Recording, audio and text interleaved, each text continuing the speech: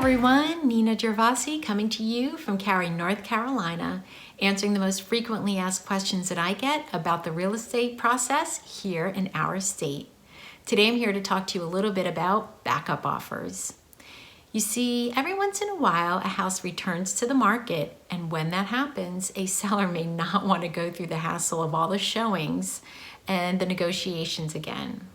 So from the onset, a smart seller may ask the other interested buyers if they would potentially put in a backup contract, and that could be a win-win for both if the primary buyer decides to terminate.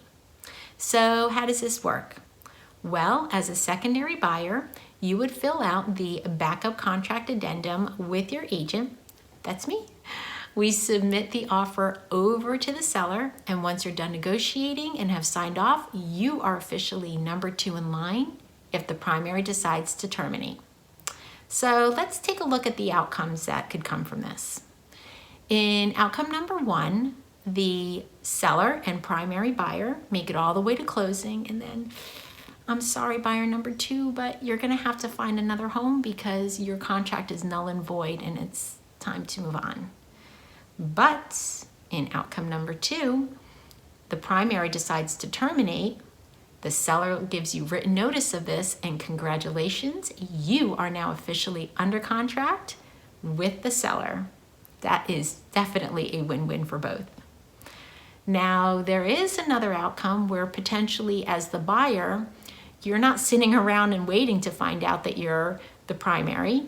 You go out and you check out some other houses and find another one that you really love.